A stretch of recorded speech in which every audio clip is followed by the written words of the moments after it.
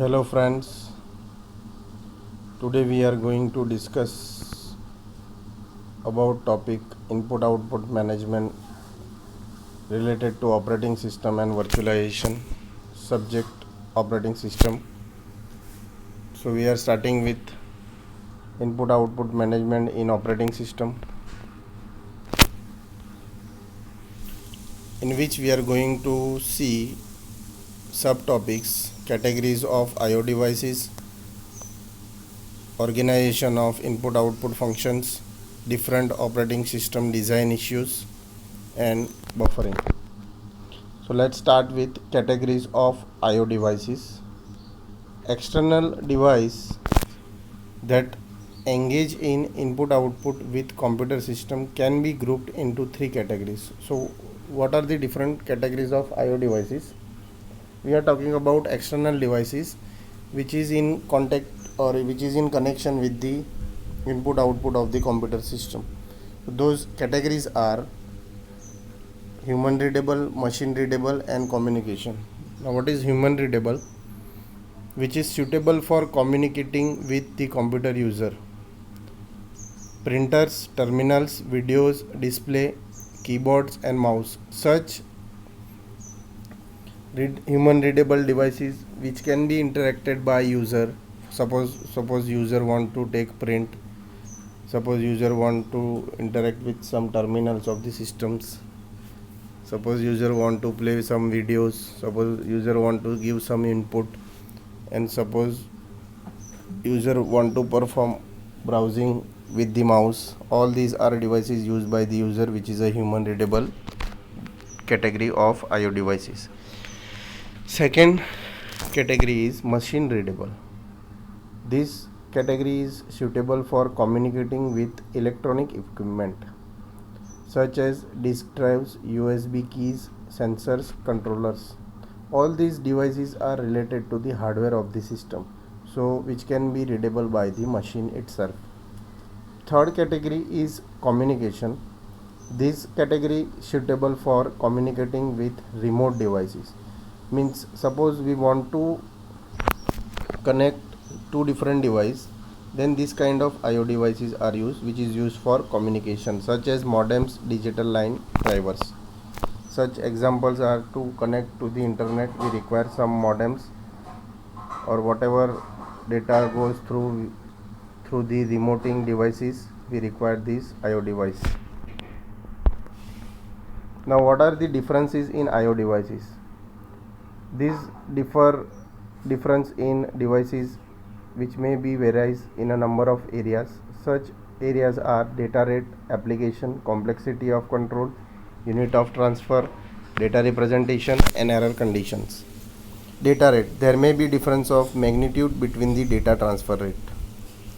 Application, the use to which a device is put has an influence on the software. Complexity of control is the effect on the operating system is filtered by the complexity of the IO module that controls the device. Unit of transfer, how much amount of data may be transferred. So data may be transferred as a stream of bytes or characters or in a larger blocks. These are the different areas through which data will be transferred. Data representation, different data encoding schemes are used for different devices. Error condition, the nature of errors, the way in which they are reported, their consequences, and available range of responses differs from one device to another. So these are the number of areas based on different devices are different. Some device based on some data rate.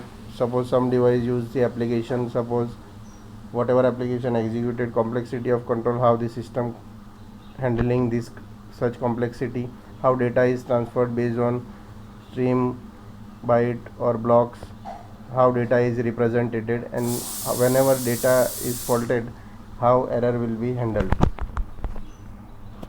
This is a typical IO device data rates. You can see that gigabit Ethernet, which is a one kind of system or a physical equipment which is having a highest rate, while keyboard having a less data rates. So through this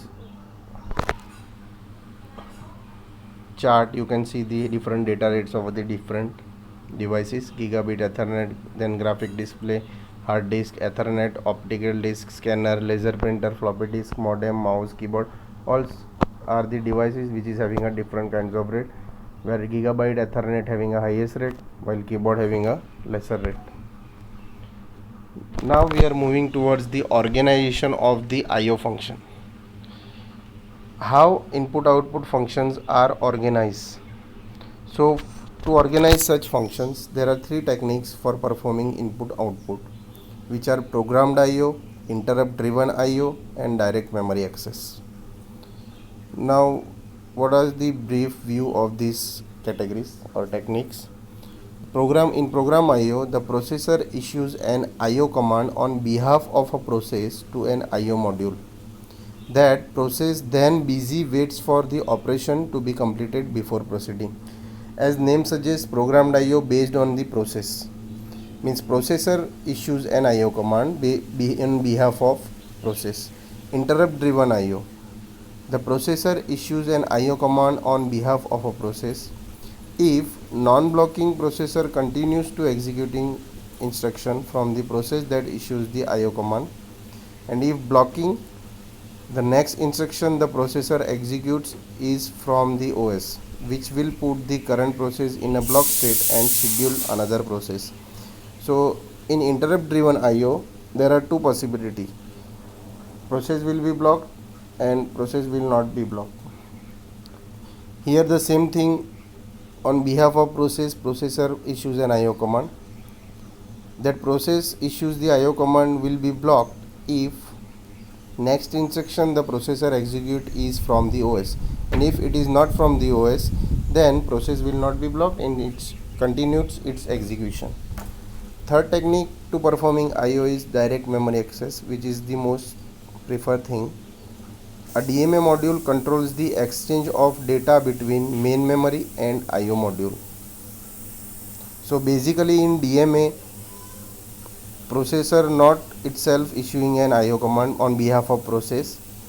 A DMA module which controls the exchange of data between main memory and input output module. Now here is the table which represents the I/O technique. In I/O to memory transfer through processor, there is no interrupts, then programmed I/O, use of interrupt, then interrupt driven I/O, and direct input output to memory transfer, which is performed by the direct memory access. You can easily see from this table techniques of I/O. Now again and again, organizing of the input output function requires the evolution. So what is the evolution of the I/O function? First step, processor directly controls a peripheral device. A controller or I/O module is added. Same configuration as step 2, but now interrupts are employed. So for what is the first step? Processor directly controls a peripheral device, then controller or I/O module is added. Now same configuration is going to be applied as like in step 2, but now interrupts are employed. The I/O module is given direct control of memory via DMA, direct memory access. The I/O module is enhanced to become separate processor with a specialized instruction set tailored for input output. The input output module has a local memory of its own and is in fact an computer in its own right. So how direct memory access will be executed? Here you can see from the block diagram of the DMA. It is divided into 4 parts: data count, data register, address register, and control logic. Now data lines are related to the data registers, address lines related to the address registers. Whatever request to DMA is performed by the control logic. First acknowledgement is given from DMA. Then if interrupt occurs, then interrupt acknowledgement provided. Then read and write performs, as you can see that from this block diagram of DMA. Now how this DMA is going to be configured? So there are different alternatives are given for the DMA configuration. Here you can see that with a single bus detached DMA, with the single bus, integrated DMA and IO, and only input output bus. Now in single bus detached DMA, you can easily see that processor having DMA, then input output, then memory. So only single bus is there. Now in single bus there is a integration of DMA and input output. You can easily see from this diagram. And in IO bus, system bus and input output bus having a different line, so that data will be transferred. These are the configuration, alternative DMA configuration. Now what are the design objective of the operating system? So basically it can be differ by using the concept of how it is more efficient, or how it is generally provide some differences. So operating system having a different design objective. In efficiency, first is major effort in IO design. Generality, desirable to handle all device in uniform manner. Efficiency, important because IO operations often form a bottleneck. In generality, applies to the way processes view IO devices and the way the operating system manages IO devices and operations. Now in efficiency, most input-output devices are extremely slow compared with main memory and the processor. In generality, diversity of devices makes it difficult to achieve true generality. In efficiency, the area that has received the most attention is disk input-output. While in generality, it uses a hierarchical modular approach to the design of the IO function. So these are the different design objectives. Now how this design will perform based on the hierarchical designing of the operating system. So how hierarchical designing are performed, you can see a model of IO organization. Before that, we are going to see what is hierarchical design. It is a function of the operating system should be separated according to their complexity, their characteristic time scale, and their level of abstraction. It leads to an organization of the operating system into a series of layers. Each layer performs a related subset of the functions required of the operating system. Layers should be defined so that changes in one layer do not require changes in other layers. So hierarchical design includes different modules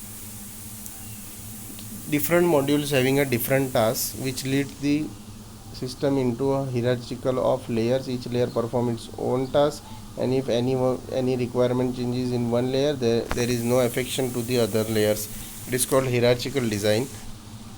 As you can see that three different user processes are given. First, related to local peripheral device, second communication port, and third is file system.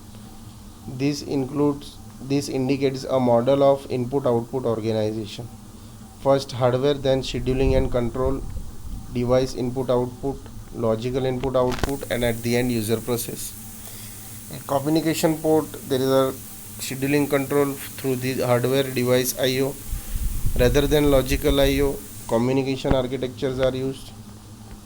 And in file system, through the device IO, physical organization is there, then file system, then directory management, and at the end user can access that particular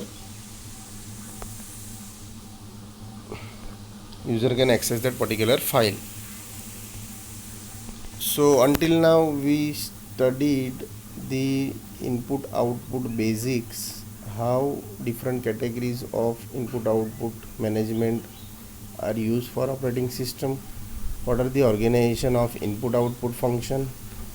Then we seen the technique used for performing input output and hierarchical design with the different model. Now in next video we are going to see what is buffering related to operating system, which is also part of input output management. So in next video we are going to see buffering, different kinds of buffering, then what are the different disk scheduling. Before that, what are the different performance criteria for performing disk scheduling. Thank you.